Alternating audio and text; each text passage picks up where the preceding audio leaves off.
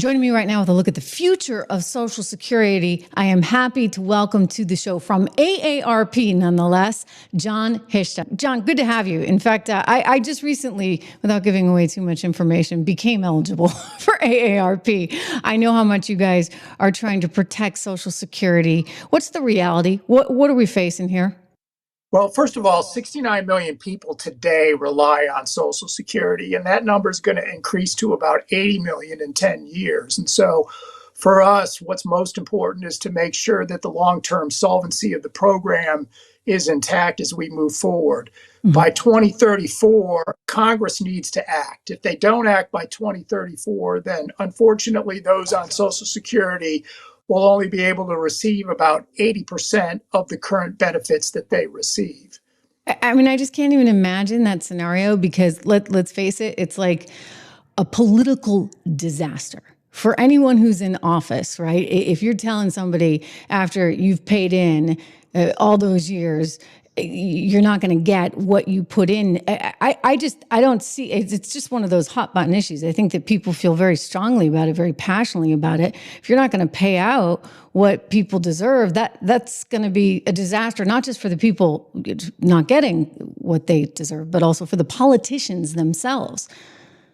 That's correct. And, the problem with politicians is they always wait until the last possible minute before they have to show the courage to do what's right for the American people. And in this case, we're encouraging people on both sides of the aisle to come forward and say, hey, let's deal with the solvency issue now as opposed to waiting until 2033 or 2034. It seems like Donald Trump wants to fix a lot of problems. He's out, cheering the recent deal that he did with the EU. He's talking about even the possibility of rebates. I wonder if some of this revenue that we're getting from these tariffs could be put to use in terms of perhaps dealing with some of the structural Social Security problems. That I don't know the answer to, but I would say that anytime you can get creative with some revenue to help with the shortfall is greatly appreciated by us. And so how it gets done really is up to both members of Congress and the Senate and President Trump. But it's definitely going to require some creativity on their part in order to fill the gap that's going to exist down the road. What have you thought of? What are you guys? Go ahead. I'm just curious, like what are your solutions that you guys are thinking of? I mean, what do you think creativity, wise, creatively speaking, would make sense? Well, first of all, Social Security was created back in the days when the overwhelming majority of the people got a W-2. It was all basic hourly wages. Now there's a lot of passive income that you could potentially look at asking folks to pay in a little bit from there. That's not taxed right now. You could also increase the cap that's on earnings that is limited to about $167,000 per year. If you increase that or eliminated that, that would help the solvency gap for the next couple of generations. People would see that as a tax on the wealthy.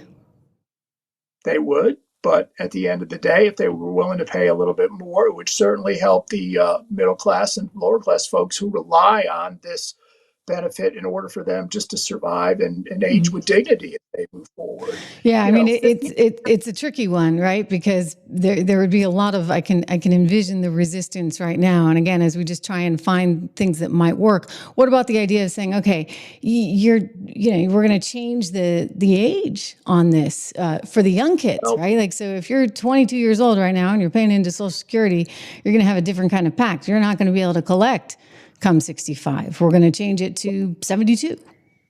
Well, it's 67 right now. And frankly, President Trump has taken that off the table. He has promised not to raise the eligibility age past 67. And so what do you tell folks who are hardworking Americans who may not be able to work until 70 or 69? And so they need those benefits a little bit before. Not all of us are behind a desk. Unless it's a disability thing at that point. I'm just wondering if, given given the longevity that we have now, and it's a point that you brought up earlier, like, we've got to come up with some things to put on the table, but it's like anything you try, right? Somebody's going to resist, whether it's, wait a second, I don't want it to turn into a tax. I want it to be something, I pay into, I get back. And so there's that resistance that you would have. There's resistance to your point about saying, okay, do we up the age, for the young kids that are just getting into the workforce now? Well, maybe that's not fair. I'll tell you what's not fair is the 80% that you're talking about. And so somebody's got to find something, I think, at some point before we're in a situation where you can't pay out the full benefits. Well, I would say this too. Congress has had a track record of fixing things in this with this scope as well. I mean, they just passed the big reconciliation bill, which was $4.5 trillion deal when it was all said and done. And so they have the ability to do this if they're willing to come together and fix it. And really go ahead. It seems like it's about time. I mean, one of the things, and you talked about how it's been around for a while. 90 years, do I have that right? That is exactly right. The anniversary of Social Security is 90 years on August the 14th. That's when President Roosevelt signed it into law, believe it or not. And it's never missed a payment since it started. It's got to be, I don't have the answers.